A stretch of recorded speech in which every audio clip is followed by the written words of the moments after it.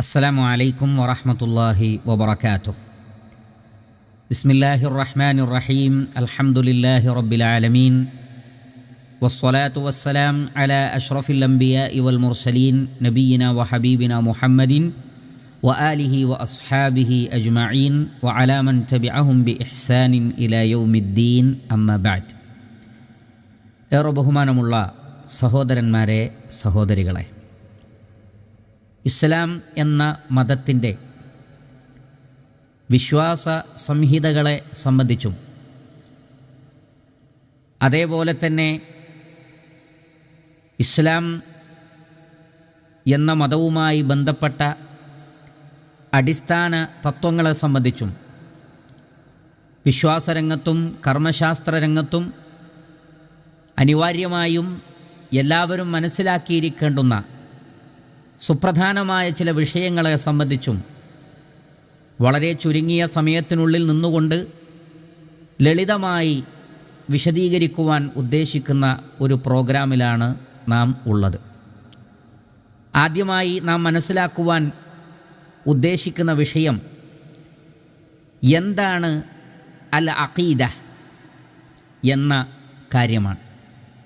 നമുക്കറിയാം, ഇസ്ലാമിൻ്റെ വിശ്വാസ വിഷയങ്ങളുമായി ബന്ധപ്പെട്ട് ധാരാളമായി നാം കേൾക്കാറുള്ള ഒരു പദമാണ് അഖീദ.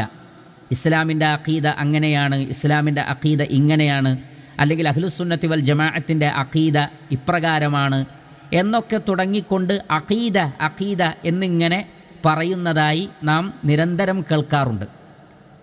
അതുകൊണ്ട് തന്നെ എന്താണ് അൽ അഖീദ എന്ന് പറയുന്നത് കൊണ്ട് ഉദ്ദേശിക്കുന്നത്, അതിൻ്റെ അർത്ഥമെന്താണ്, അതിൻ്റെ ആശയമെന്താണ്, അതിലടങ്ങിയിട്ടുള്ള പ്രധാനപ്പെട്ട കാര്യങ്ങളെന്താണ് എന്ന് മനസ്സിലാക്കുവാനാണ് ഇൻഷാ അള്ളാഹ് നാം ഉദ്ദേശിക്കുന്നത്. യഥാർത്ഥത്തിൽ അൽ അഖീദ എന്ന പദം ആഖദ എന്ന പദത്തിൽ നിന്ന് വന്നതാണ്. ശരിക്കും ശ്രദ്ധിക്കുക. ആഖദ യഅഖിദു അഖ്ദൻ, ആഖദ യഅഖിദു അഖ്ദൻ, ഇതാണ് അതിൻ്റെ വേർഡ് അറബിയിൽ. ആ വാക്കിൻ്റെ അർത്ഥമെന്ന് പറയുന്നത് ശക്തിയായി കെട്ടുക, ബന്ധിപ്പിക്കുക, ഉറപ്പിക്കുക, എപ്പോഴും വിട്ടുപോവാതെ കൂടെയായി തീരുക, ഇതൊക്കെയാണ് ആ വാക്കിൻ്റെ ഭാഷാപരമായ അർത്ഥം.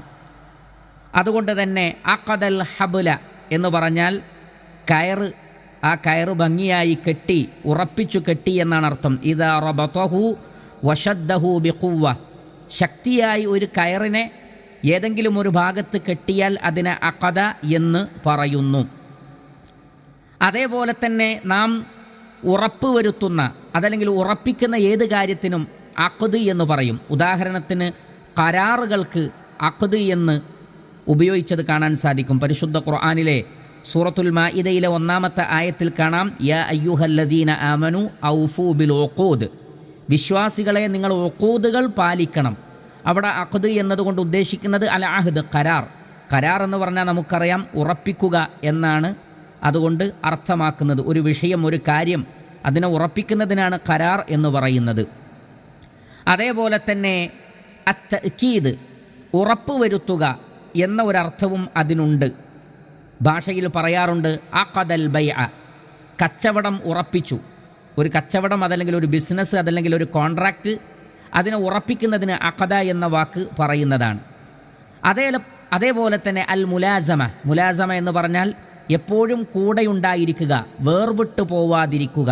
ഒരു ഹദീസിൽ നമുക്ക് കാണാം, അൽ ഖൈലു മഅഖൂദുൻ ഫീ നവാസിഹൽ ഖൈർ ഇലാ യൗമിൽ ഖിയാമ, കുതിരയുടെ അതിൻ്റെ മൂർദാവിൽ ഖൈർ ഖിയാമത്ത് നാൾ വരെ ബന്ധിപ്പിക്കപ്പെട്ടിരിക്കുന്നു എന്ന് പറഞ്ഞാൽ ആ കുതിരയെ അള്ളാഹുവിൻ്റെ മാർഗത്തിൽ ഉപയോഗപ്പെടുത്തുന്ന കാലത്തോളം അതിൻ്റെ പ്രതിഫലം ലഭിക്കുമെന്ന അർത്ഥത്തിലാണ് പറഞ്ഞിട്ടുള്ളത്. അവിടെ മഅഖൂദുൻ എന്നതുകൊണ്ട് ഉദ്ദേശിച്ചത് ഒരിക്കലും മുറിഞ്ഞു പോകാതെ, അറ്റുപോകാതെ, വിട്ടുപോകാതെ നിലനിൽക്കുക എന്നതാണ്. അപ്പോൾ ചുരുക്കത്തിൽ അഖദ എന്ന പദം, അതിൽ നിന്നാണ് അൽ ഇഅ്തിഖാദ് എന്ന ആ ഒരു പ്രയോഗമുണ്ടായിട്ടുള്ളത്. ഉറപ്പിക്കുക, വിട്ടുപോവാതെ കൂടെയുണ്ടാവുക, ശക്തിയായി ബന്ധിപ്പിക്കുക എന്നൊക്കെയാണ് ആ വാക്കിൻ്റെ ഭാഷാപരമായ അർത്ഥം. എങ്കിൽ ഭാഷാപരമായ ആ അർത്ഥത്തോട് പൂർണ്ണമായും യോജിച്ച് നിൽക്കുന്നത് തന്നെയാണ് അതിൻ്റെ മതപരമായ സാങ്കേതികമായ ഇസ്തിലാഹിയായ ഇഅ്തിഖാദ് എന്ന പദത്തിൻ്റെയും ആശയം. അതുകൊണ്ടാണ് എന്താണ് അൽ ഇഅ്തിഖാദ് എന്ന് ഇസ്ലാമിക വിശ്വാസ കാര്യങ്ങളെ സംബന്ധിച്ച് പറയുമ്പോൾ അൽ ഇഅ്തിഖാദ് എന്ന് പറയുമ്പോൾ എന്താണ് ഉദ്ദേശിക്കുന്നത്? ഉലമാക്കൾ പറഞ്ഞു, മാ ഖദൽ ഇൻസാനു ഖൽബഹു അലൈഹി, ഒരു മനുഷ്യൻ തൻ്റെ ഹൃദയത്തെ, തൻ്റെ കൽബിനെ ഏതൊന്നിലാണോ ബന്ധിപ്പിച്ചിട്ടുള്ളത്, വദാന ലില്ലാഹി അസ്സ വജല്ല ബിഹി, അങ്ങനെ ആ ബന്ധിപ്പിച്ച വിശ്വാസ സംഹിതകൾ കൊണ്ട് തൻ്റെ രക്ഷിതാവായ അല്ലാഹു സുബ്ഹാനഹു വ തആലയ്ക്ക് കീഴൊതുങ്ങുകയും ചെയ്യുന്നു. ഇതിനാണ് അൽ ഇഅ്തിഖാദ് എന്ന് പറയുന്നത്.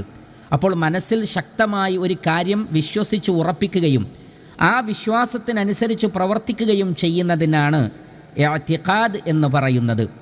അതേപോലെ തന്നെ ഉലമാക്കൾ വീണ്ടും വിശദീകരിച്ചു, അൽ ഇഅ്തിഖാദ് എന്ന് പറഞ്ഞാൽ അത്തസ്ദീഖുൽ ജാസിം, അടിയുറച്ച വിശ്വാസം, അതല്ലെങ്കിൽ ശക്തമായ രൂപത്തിൽ സത്യപ്പെടുത്തുക.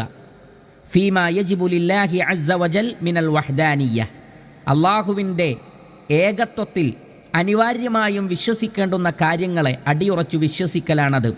അതേപോലെ തന്നെ റുബൂബിയ്യ, അള്ളാഹു സുബ്ഹാനഹു വ തആലയുടെ രക്ഷാധികാരി അവൻ മാത്രമാണ് എന്നുള്ള റുബൂബിയത്തിലുള്ള വിശ്വാസം. അതേപോലെ തന്നെ വല്ലിഫ്റാദി ബിൽ ഇബാദ, ഇബാദത്ത് അത് അല്ലാഹു സുബ്ഹാനഹു വ തആലക്ക് മാത്രമേ നൽകാൻ പാടുള്ളൂ, അഥവാ ആരാധന.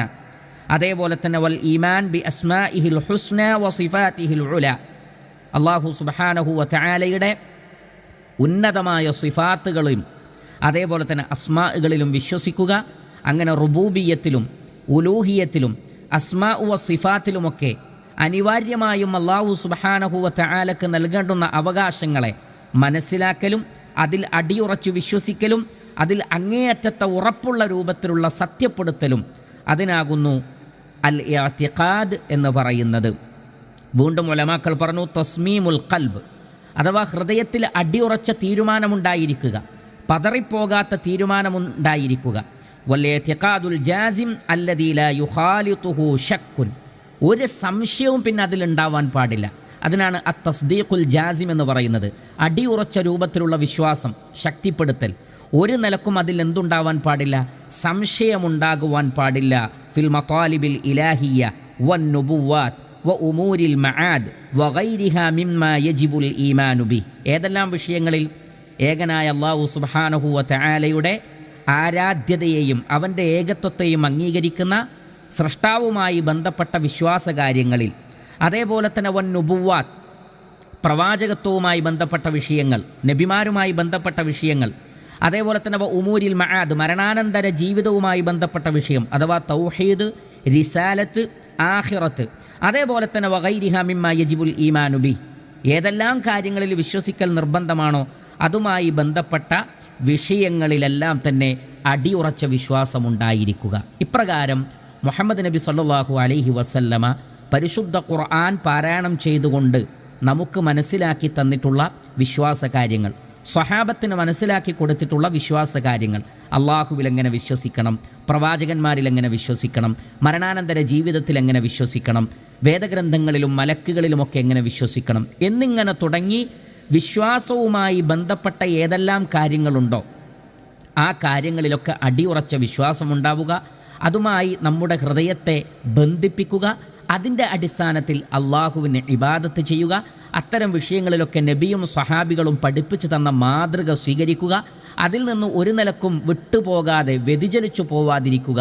ഇതിനെല്ലാമാണ് അൽ ഇഅ്തിഖാദ് എന്ന് പറയുന്നത്. അപ്പോൾ അഖദ എന്ന് പറഞ്ഞാൽ നമ്മൾ മനസ്സിലാക്കി കെട്ടിയിടുക, ബന്ധിപ്പിക്കുക, വിട്ടുപോവാതെ കൂടെയുണ്ടാവുക എന്നൊക്കെയാണ് ആ വാക്കിൻ്റെ അർത്ഥമെങ്കിൽ അൽ ഇഅ്തിഖാദ് എന്ന് പറയുമ്പോൾ ഹൃദയത്തെ ഇസ്ലാമിക വിശ്വാസ കാര്യങ്ങളുമായി ബന്ധിപ്പിക്കലാണത്. അള്ളാഹുവിൻ്റെ റസൂൽ പഠിപ്പിച്ച രൂപത്തിൽ വിശ്വാസ കാര്യങ്ങളെ മനസ്സിലാക്കലാണത്. സ്വഹാബികൾ മനസ്സിലാക്കിയതുപോലെ ദീനുൽ ഇസ്ലാമിൻ്റെ തത്വങ്ങളെ, അടിസ്ഥാന കാര്യങ്ങളെ മനസ്സിലാക്കുക. ഇതിനെല്ലാമാണ് യഥാർത്ഥത്തിൽ അൽ ഇഅ്തിഖാദ് എന്ന് പറയുന്നത്. അതുകൊണ്ട് തന്നെ ഇനി മുതൽ അഖീദ അല്ലെങ്കിൽ ഇഅ്തിഖാദ്, നമ്മൾ കേൾക്കാറുള്ള ഇഅ്തിഖാദ്, അതേപോലെ തന്നെ അതിനോട് സാമ്യമുള്ള മറ്റൊരു വേർഡാണ് അഖീദ. അതും അഖദ എന്ന പദത്തിൽ നിന്ന് വന്നതാണ്. അപ്പോൾ എന്താണ് നിൻ്റെ അഖീദ എന്ന് ചോദിച്ചാൽ, അല്ലെങ്കിൽ എന്താണ് നിൻ്റെ ഇഅ്തിഖാദ് എന്ന് ചോദിച്ചാൽ, അതുകൊണ്ടൊക്കെ അർത്ഥമാക്കുന്നത് എന്താണ്? നേരത്തെ സൂചിപ്പിച്ചതുപോലെ വിശ്വാസകാര്യങ്ങളുമായി ബന്ധപ്പെട്ട വിഷയങ്ങളാണ്. എന്നാൽ വിശ്വാസകാര്യങ്ങളുമായി ബന്ധപ്പെട്ട ഈ കാര്യങ്ങളെ നേർക്ക് നേരെ അഖീദ എന്നോ അല്ലെങ്കിൽ ഇഅ്തിഖാദെന്നോ പരിശുദ്ധ ഖുർആനിലോ സ്വഹീഹായ ഹദീസിലോ ഈ വേർഡ് ഉപയോഗിച്ചിട്ടില്ല. എന്നാൽ ഈ പദം, ഈ ആശയമുള്ള പദം പരിശുദ്ധ ഖുർആനിലുണ്ട്. ഞാൻ നേരത്തെ സൂചിപ്പിച്ചതുപോലെ യാ അയ്യുഹല്ലദീന ആമനു ഔഫൂ ബിൽ ഉഖൂദ്. അതേപോലെ തന്നെ സൂറത്തുൽ മാഇദയിലെ 89-ാമത്തെ ആയത്തിൽ കാണാം വലാകിൻ യുആഖിദുകും ബിമാ അഖദ്തുമുൽ ഐമാൻ. നിങ്ങൾ മനസ്സിൽ ഉറപ്പിച്ചുകൊണ്ട് ബോധ്യത്തോടുകൂടി ചെയ്യുന്ന കരാറുകൾ, വാഗ്ദത്തം അത് ലംഘിച്ചാൽ അള്ളാഹു അതിൻ്റെ പേരിൽ നിങ്ങളെ പിടികൂടും.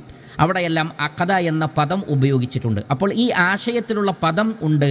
പക്ഷേ വിശ്വാസകാര്യങ്ങളെയും മറ്റും സൂചിപ്പിക്കാൻ വേണ്ടി അൽ അഖീദ എന്നോ അല്ലെങ്കിൽ ഇഅ്തിഖാദോ എന്ന പദം പരിശുദ്ധ ഖുർആനിലോ തിരുസുന്നത്തിലോ നേർക്കുനേരെ ഉപയോഗിച്ചിട്ടില്ല എന്നതുകൊണ്ട് അതിന് ഇസ്ലാമിൽ സ്ഥാനമില്ല എന്നൊരിക്കലും മനസ്സിലാക്കരുത്. മറിച്ച് വിശ്വാസ സംഹിതകളെ സൂചിപ്പിക്കുവാൻ വേണ്ടി പിൽക്കാലഘട്ടത്തിൽ ഉപയോഗിച്ചിട്ടുള്ള ഒരു സാങ്കേതിക പദം മാത്രമാണത്. അത് ഉപയോഗിച്ചാലും ഇല്ലെങ്കിലും അതിലടങ്ങിയ ആശയം എന്നുള്ളത് അത് ഖുർആനിലും ഹദീസിലും ഉള്ളതാണ് എന്ന് നമ്മൾ മനസ്സിലാക്കണം.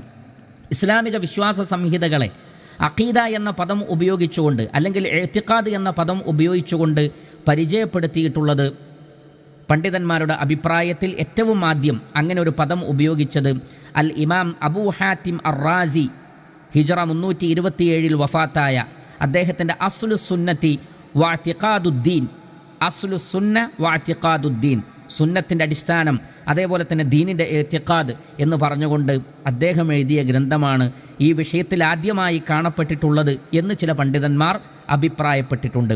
അതിനുശേഷം അദ്ദേഹത്തെ പിന്തുടർന്നുകൊണ്ട് അൽ ഇമാം അബൂബക്കർ അൽ ഇസ്മാഈലിയു ഹിജ്റ 371 വഫാത്തായ അദ്ദേഹത്തിൻ്റെ ഇഅ്തിഖാദു അഇമ്മത്തിൽ ഹദീസ്, ഹദീസിൻ്റെ അഇമ്മത്തുകളുടെ വിശ്വാസം, അവരുടെ ഇഅ്തിഖാദ് എന്ന് പറഞ്ഞുകൊണ്ടുള്ള ഒരു കിതാബ് നമുക്ക് കാണാൻ സാധിക്കുന്നതാണ്. അതിനുശേഷം അബുൽ ഖാസിം അൽ-ലാലക്കായി, ഇമാം അൽ-ലാലക്കായി റഹ്മത്തുള്ളാഹി അലൈഹി ഹിജ്റ 418 വഫാത്തായ അദ്ദേഹത്തിൻ്റെ ഷർഹു ഉസൂലി ഇഅ്തിഖാദി അഹ്ലി സുന്ന വൽ ജമാഅ എന്ന കിതാബിൽ, അതേപോലെ തന്നെ അതിനുശേഷം അബൂ ഉസ്മാൻ അസ്സാബൂനി റഹ്മത്തുള്ളാഹി അലൈഹി ഹിജ്റ 449 വഫാത്തായ അദ്ദേഹത്തിൻ്റെ അഖീദത്തുസ് സലഫ് അസ്ഹാബുൽ ഹദീസ്, സലഫുകളുടെ ഹദീസിൻ്റെ ആളുകളുടെ അഖീദ എന്ന് പറഞ്ഞുകൊണ്ടുള്ള കിതാബ്, അതേപോലെ തന്നെ അബൂബക്കർ അൽ ബൈഹഖി റഹ്മത്തുള്ളാഹി അലൈഹി ഹിജ്റ 458 വഫാത്തായ അദ്ദേഹത്തിൻ്റെ അൽ ഇഅ്തിഖാദു അലാ മദ്ഹബി സലഫ് അഹ്ലി സുന്ന വൽ ജമാഅ എന്ന അദ്ദേഹത്തിൻ്റെ കിതാബ്, അതേപോലെ തന്നെ ഇമാം അൽ അസ്ബഹാനി റഹ്മത്തുള്ളാഹി അലൈഹി ഹിജ്റ 535 വഫാത്തായ അദ്ദേഹത്തിൻ്റെ അൽ ഹുജ്ജത്തു ഫി ബയാനിൽ മഹജ്ജ വശറഹു അഖീദത്തി അഹ്ലി സുന്ന തുടങ്ങിയ കിതാബുകൾ. അപ്പോൾ പിൽക്കാലഘട്ടത്തിൽ സലഫുകളിൽപ്പെട്ട മഹാപണ്ഡിതന്മാർ വിശ്വാസകാര്യങ്ങളെ സൂചിപ്പിക്കാൻ വേണ്ടി ആ രൂപത്തിലുള്ള ഒരു പദം ഉപയോഗിച്ചു. അതാണ് അൽ അഖീദ എന്നതുകൊണ്ടും ഇഅ്തിഖാദ് എന്നതുകൊണ്ടുമൊക്കെ ഉദ്ദേശിക്കുന്നത്.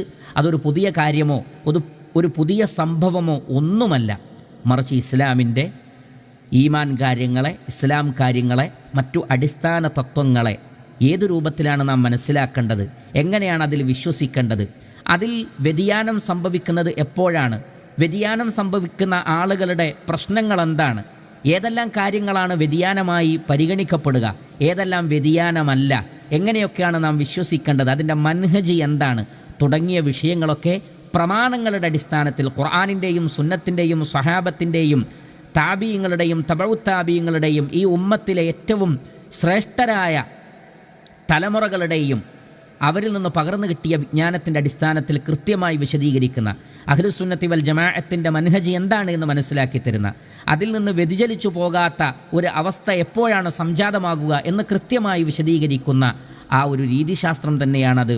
അതിനാണ് അഖീദ എന്ന് പറയുന്നത്, അല്ലെങ്കിൽ ഇഅ്തിഖാദ് എന്ന് പറയുന്നത്. അതുകൊണ്ട് നിൻ്റെ അഖീദ എന്താണ്, നിൻ്റെ ഇഅ്തിഖാദ് എന്താണ് എന്ന് ചോദിക്കുമ്പോൾ, അല്ലെങ്കിൽ ഈ പദങ്ങൾ നിരന്തരമായി കേൾക്കുമ്പോൾ ആർക്കും ഒരു പ്രയാസമോ ഒരു വെപ്രാളമോ അതല്ലെങ്കിൽ ഒരു അപരിചിതത്വമോ ഒന്നും തോന്നേണ്ടതില്ല.